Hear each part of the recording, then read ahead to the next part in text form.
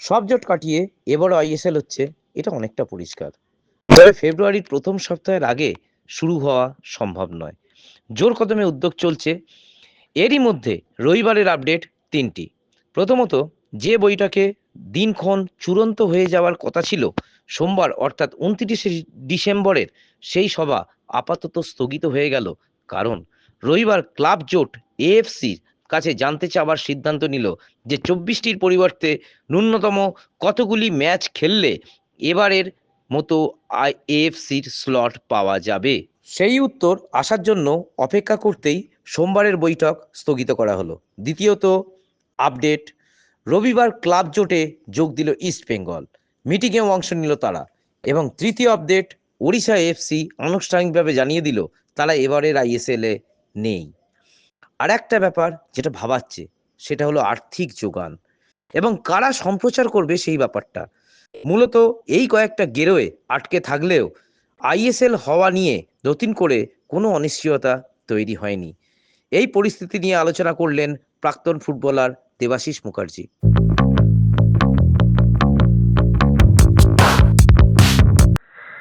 আমি প্রচন্ড খুশি এই কারণে যে আজকে অক্টোবরের এন্ডে নালে নভেম্বরে আইসিএল শুরু হয়ে যায়। মোটামুটি অনেকগুলো ম্যাচ এতদিনে হয়ে যেত, সেই আইএসএল আজ কোনো পর্যন্ত শুরুই হয়নি। ক্লাবগুলো দোলাচালে রয়েছে, এআইএফএফ মধ্যে এখনো সেই কনফিডেন্সটা দেখা যাচ্ছে না। তো ন্যাচারালি এটা নিয়ে খুব টালবাহানা চলছিল। তবে এই যে আলোচনার মাধ্যমে একটা জায়গায় আসতে পেরেছে, এটা শুনে ভালো লাগছে যে যাক, আইএসএলটা অন্তত শুরু হবে। কারণ আইএসএলই ইন্ডিয়ান ফুটবলের একমাত্র জায়গা, যে জায়গাটা সারা পৃথিবীর লোক জানে, যে আইএসএল দিয়ে ইন্ডিয়ান ফুটবলটাকে চেনে। তো সেই আইএসএলটা যদি শুরু হয়, এর চেয়ে আনন্দের কথা আর কিছু থাকতে পারে না।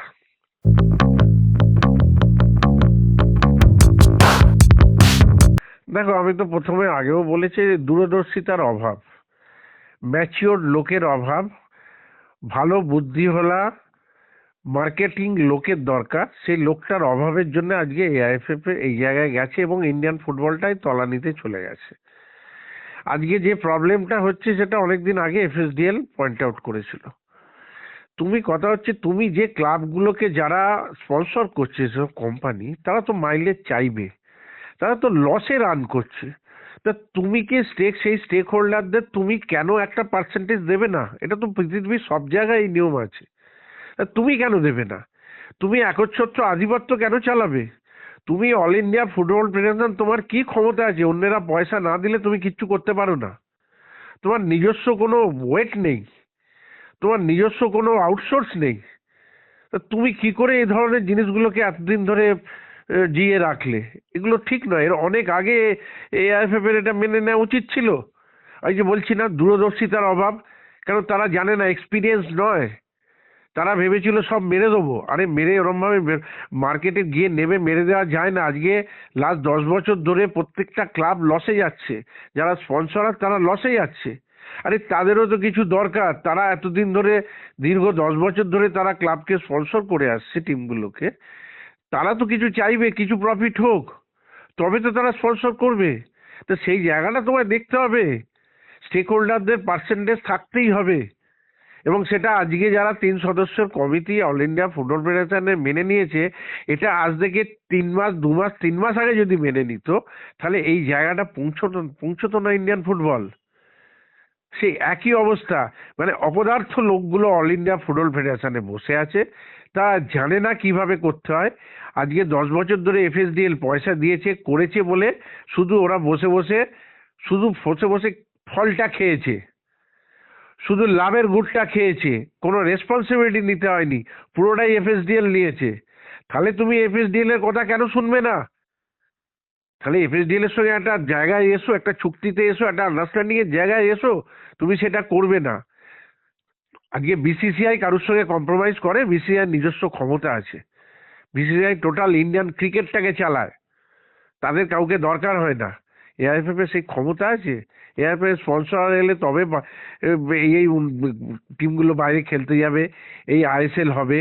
এই প্লেয়ার কি বলে যারা আছে ইনভলভ, যারা অল ইন্ডিয়া ফুটবল ফেডারেশন, তারা স্যালারি পাবে, তাদের চলবে। এগুলো তো টোটাল এআইএফএফ এদের ওপর ডিপেন্ড করে আছে। এআইএফএফ নিজস্ব কিচ্ছু নেই, তাহলে এআইএফএফ কেন এই জায়গাটা নরম হচ্ছে না? আমি বুঝতে পারছি না। এগুলো ব্যক্তিগত স্বার্থ কিনা আমি বুঝতে পারছি না। এই ব্যক্তিগত স্বার্থ দিয়ে কিন্তু দেশের বৃহত্তর স্বার্থটা আসে না, লাগবে না। এখানে উচিত ব্যক্তিগত স্বার্থ ফেলে দিয়ে বৃহত্তর স্বার্থে দেশের ফুটবলের উন্নতির জন্য যেটা করার সেটাই করার। আমি জানি না শুভবুদ্ধি কবে হবে এদের। যদি শুভবুদ্ধি হয় তাহলে আগামী দিনে আমাদের মনে হয় না এই ধরনের প্রবলেমে আমরা পড়বো।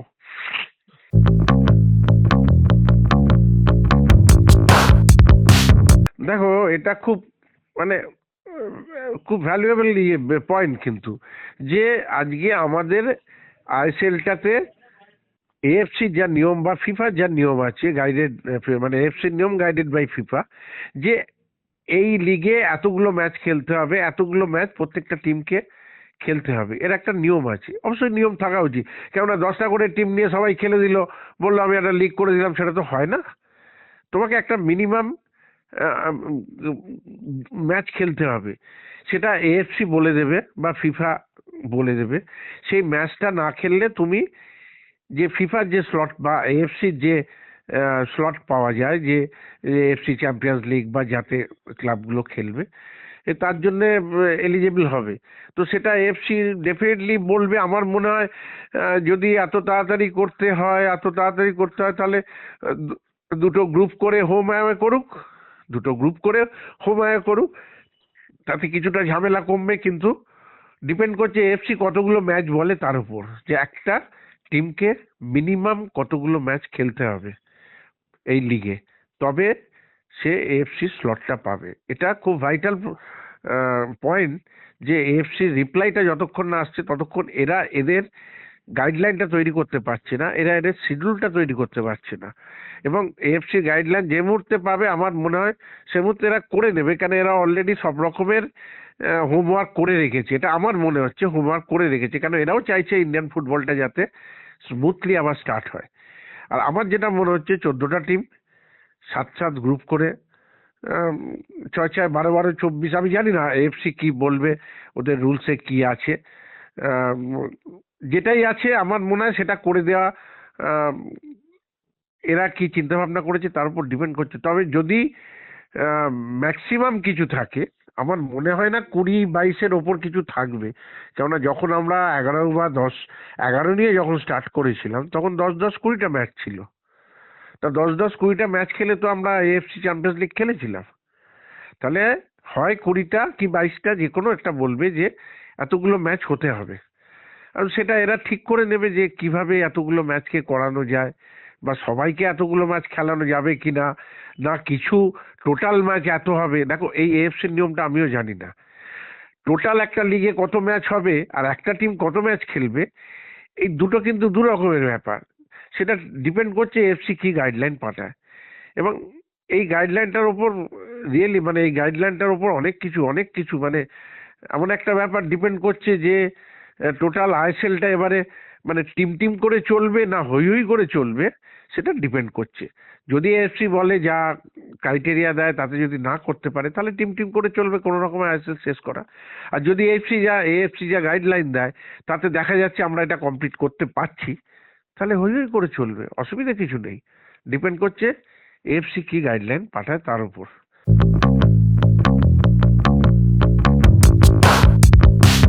দেখো, এএফসি যতক্ষণ না বলছে যে আমি কতগুলো ম্যাচ মিনিমাম খেলতে হবে বা টোটাল লিগে কতগুলো ম্যাচ করতে হবে, এটা যতক্ষণ না বলছে ততক্ষণ এই সত্যটা তোমার ব্রডকাস্টিং যে করবে, ব্রডকাস্ট যারা করবে তারাও সেইভাবে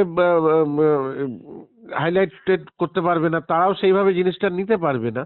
কেন, তারা চাইবে যত বেশি সংখ্যায় ম্যাচ দেখানো হয়, এবং সেই দেখানোর ওপর তাদের একটা সত্ত্ব আছে। এবার বেশি সংখ্যায় ম্যাচ দেখালে ন্যাচারালি তাদের একটা আলাদা জায়গা তৈরি হবে। আজকে স্টার স্পোর্টস বলো, জিও হটস্টার বলো, দীর্ঘদিন ধরে দেখিয়ে আসছে। জিওতেও দেখিয়েছে, স্টার স্পোর্টসেও দেখিয়েছে একসঙ্গে। এখন তো জিও হটস্টার একসঙ্গে হয়ে গেছে। তো ন্যাচারালি এরা আইএসএল এর সেই জায়গাটা কিন্তু এখনো আছে। আমি মনে করি ফুটবলে, জিও হটস্টারে, আইএসএল এর, ইন্ডিয়ান ফুটবলে সেই জায়গাটা এখনো আছে। আমার মনে হয় না প্রবলেম হবে। তুমি দেখো আগামী দিনে এরা যেভাবে লিগটাকে দাঁড় করাবে, সেখানে কিন্তু তুমি ওই জায়গাটা পেয়ে যাবে। আমি কোনো ইউটিউব চ্যানেল বা অন্যান্য নানা রকম কিছু চ্যানেল আছে, সেগুলোতে এই আইএসএল দেখানোর পক্ষপাতী একদম নয়। খেলা ইন্ডিয়ান ফুটবলটা একদম তলানিতে চলে যাবে।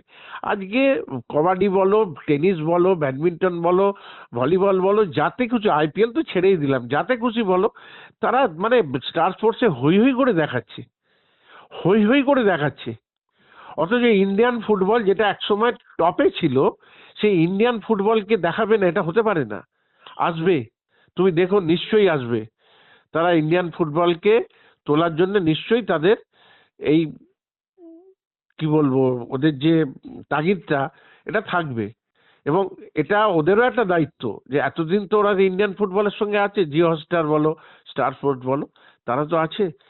তারা এটাকে আমার মনে হয় নিয়ে নেবে, আমার মনে হয় নিয়ে নেবে। তবে টিম টিম করে চললে, যেটা তুমি বলছো বা আমিও আগে বলছিলাম, টিম টিম করে করতে হয় তাই করে দিলাম, তাতে কিন্তু প্রবলেম আছে। তাতে কিন্তু আমারও মনে হচ্ছে তাতে যে কেউ প্রবলেম আছে। কেননা তুমি পয়সা দেবে, ব্যবসা করতে এসছো, পয়সা দিয়ে তো লস করার জন্য আসো। তুমি যখন জানছো এখানে পয়সা দিলে লস, তুমি এখানে যাবে? কেউ যাবে না, কেউ যাবে না। কিন্তু যেখানে জানবে যে এখানে স্কোপ আছে, সে কিন্তু এখানে আসবে, সে কিন্তু একটা চান্স নেবে। তাহলে ডিপেন্ড করছে এখন আইএসএলটা কিভাবে রিপ্রেজেন্ট করবে, আইএসএলটাকে কিভাবে ইন্ডিয়ান ফুটবলে রিপ্রেজেন্ট করবে, সেটার উপর অনেক কিছু ডিপেন্ড করছে। এএফসির ডিসিশনটা অনেক কিছুর উপর ডিপেন্ড করছে, ওই ডিসিশনের উপর অনেক কিছু হবে। তবে আমি যেটা বারবার বলবো যে আইএসএলটা ভালোভাবে, ভালো জায়গায়, ভালো চ্যানেলে দেখানো উচিত, দেখানো হোক, দেখানো হোক। তাহলে ইন্ডিয়ান ফুটবলটা আজকে যে যে জায়গায় নেমেছে সেখান থেকে একটু উঠতে পারবে। নাহলে আমাদের লজ্জা লাগছে, খারাপ লাগছে, খুব কষ্ট হচ্ছে যে আজকে ইন্ডিয়ান ফুটবলকে দেখানোর, আইএসএল একটা টপ র্যাঙ্কের ফুটবল টুর্নামেন্ট ইন্ডিয়া, সেটাকে দেখাবার লোক নেই, সেটা কেউ দেখাতে চাইছে না। অথচ যেগুলোকে কোনো পপুলারিটি নেই, সেসব গেমগুলো হই হই করে প্রত্যেকদিন দেখানো হচ্ছে। কত লোক দেখে আমি জানি না, কিন্তু দেখানো হচ্ছে। তার মানে সেখান থেকে পয়সা আসে বলে দেখাচ্ছে। সেই জায়গাটা আইএসএল এ আমার মনে হয় না প্রবলেম হবে। এটা এটা আমার ব্যক্তিগত মতামত। এখানে তুমি টিভি সত্ত্ব দেখানোর যে ইয়েটা, ব্রডকাস্টিং যে ইয়েটা, সেটা আহ, পেয়ে যাবে। তবে কি, ডিপেন্ডেন্ট অন এএফসির ডিসিশন, এএফসির ডিসিশনের উপর অনেকটা। তবে এএফসি, আমার যেটা মনে হচ্ছে, এএফসিও অনেক কিছু রিল্যাক্স করে, অনেক কিছু কাটছাট করে এআইএফএফ কে হেল্প করবে। এই জায়গাটা সবাইকে যদি সবাই না হেল্প করে, এই জায়গাটা আর ঘুরে দাঁড়ানো যাবে না। আমার মনে হয় সেই জায়গাটা সবাই হেল্প করবে, ঠিক ওই জায়গাটা ঘুরে দাঁড়াবে।